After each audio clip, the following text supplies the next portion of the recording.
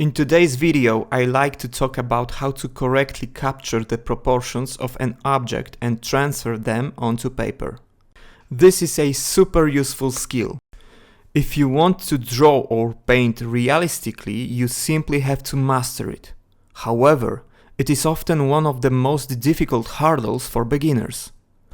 This lesson is part of my drawing course, which you can find by clicking the link in the description. I am sure it will help you understand the fundamentals and create more realistic artwork. So let's get started. How many times have you found yourself in this situation? You're trying to draw, for example, a portrait. You try your very best, but the result of what you have drawn on the paper simply doesn't resemble the person who is the model. You probably wondered, what is wrong with my work? Maybe you even thought more than once, I must not have talent. I have good news for you. Having talent or lacking, it has little significance here.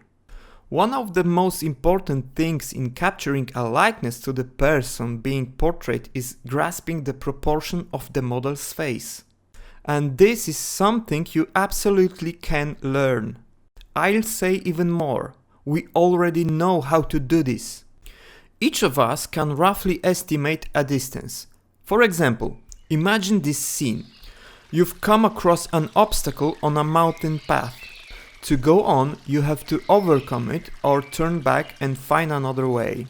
If the obstacle is half a meter wide, you'll probably jump over it and continue. But what if it's 10 meters? You probably won't do it because you know you won't make it to the other side. Why does this happen? Because you are able to roughly determine a length without extra instruments. Simply put, you know the proportions of distance. In the case of drawing, you simply need to learn to perceive and measure them in a slightly more precise way. But to do that, we first need to find out what these proportions actually are. Their definition is very simple and easy to understand. Proportion is the relationship of one part to another and to the whole object. These relationships in drawing can be length, width, or overall size. It is easiest to illustrate this with simple geometric shapes. We have two rectangles here. Let's look at the height of the first one. How many times does the height of the first rectangle fit into the second? It turns out to be 3. So the height proportion of these two rectangles is 3:1. Now let's look at the width. In this case, we can fit the smaller rectangle 4 times into the width of the larger one. The proportion is therefore 4:1. Simple, right? Thank you, end of lesson. Okay, I was joking. I still have a bit more to tell you. On rectangles, everything looks so simple, but when drawing a figure or portrait, we won't peel off model's nose and measure how many times its height fits into the height of their face. So how do you measure proportions so that they are at least close to life? Have you ever seen an artist making such a strange pose? Did you wonder what they are actually doing? If so, know that by extending their arm in this way, they are measuring proportions. This is a really useful technique that will improve your proportions from the very first drawing in which you use it. So let's start. If you want to check the proportions of an object, you first raise your straight arm, holding a pencil, to eye level. It is very important that your elbow is locked. Thanks to this, the distance from the pencil to your eye will always be the same. Now we must establish a measure that will be our point of reference. If we are drawing a whole figure, for example, the point of reference we start establishing proportions from is most often the height of the head. We measure both height and width proportions this way. The difference lies in setting the pencil vertically or horizontally. Let's start the vertical. We want to measure how many times the height of the head fits into the overall height of a standing person. We look at the pencil with an extended arm and close one eye. We place the tip of the pencil at the top of the model's head.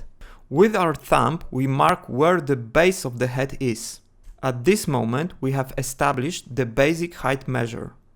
We now check how many times it fits into the entire height of the figure. This measure will allow us to compose the drawing well on the paper. First, we mark the boundaries between which we will draw our model. We can define the vertical axis of the drawing. This is the next point of reference that can help us to determine the position of the key elements of the person being drawn.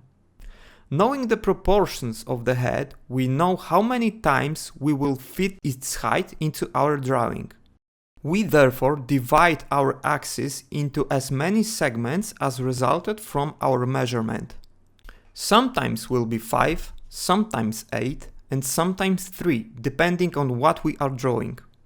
Now we know what height the head should be to fit the entire figure within the previously set boundaries. Next, based on the same height, we check where the model's hand reach, where the elbows, waist, knees are, and so on.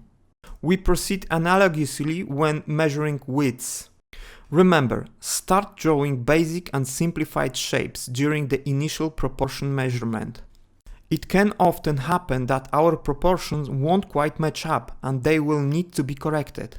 It's always better to erase a few lines than a detailed sketch you spend half an hour on. Once we have established the location points for the individual elements of the drawing, we can start checking the consistency of the angles between them. Look, with the same extended arm and closed eye, we'll try to align the pencil so that it covers the angle we see on the model. Then, without changing it, we move our hand and check if it roughly corresponds to what we have drawn so far. If so, everything is fine. If we see a big difference, it means we've made a mistake in our measurement somewhere. Remember, as humans, we make a lot of mistakes, so try to measure things several times before you even make one mark. This will limit your chance of making serious mistakes. Alright, let's see how the proportion measuring method looks in practice. I set up this simple still life to show with a clear example how to measure proportions by taking a certain measure as a starting point. In this case, the object I use as the basic measure is a tomato. To start with, I want to compose the objects on the paper so that they fill its entire area as much as possible. I first mark the upper and lower boundaries beyond which the main elements of the finished drawings will not go. Then I draw a vertical axis, which I divide into as many segments as the tomato's height fits into the bottle's dimension. In this case, it will be about 3. I have the main height proportions established. I can start drawing the basic shapes. Remember, make all initial measurements with a hard pencils using a very light line. We don't want all those lines and shapes to be visible in the final stage of the work. I am constantly working on the tomato and this time comparing its width to the bottle I want to draw now. I also look at where the bottle's neck will be. It will be approximately at twice the height of the tomato itself. I also check if the angles agree with the drawn object. I have the heights and width more or less established, so I can start concentrating on creating the contours. As you already know, I use a darker pencil for this. Thanks to this, all the lines created for measurements become much lighter in relation to the actual contour, and over time they practically disappear under the value. Now I can calmly start increasing the level of detail and move on to the next stage of the drawing. The final effect consists primarily of well-established proportions of the presented elements. Even the best placed value creating an impression of realism won't help if we don't accurately represent the proportion in the earlier phase. Finally, a few key things to remember. Firstly, when measuring proportion, draw light and faint lines. You don't want to erase them later. It's better to draw them so that they disappear on their own even under light shading. Secondly, measure, check, and then measure again, especially at the beginning of the work. Very often, a single check of distance or height may not be enough. The more accurate your measures are, the better the proportion of the finished drawing. Above all, don't rush. Drawing is not a race. Okay, it's time for practical exercises.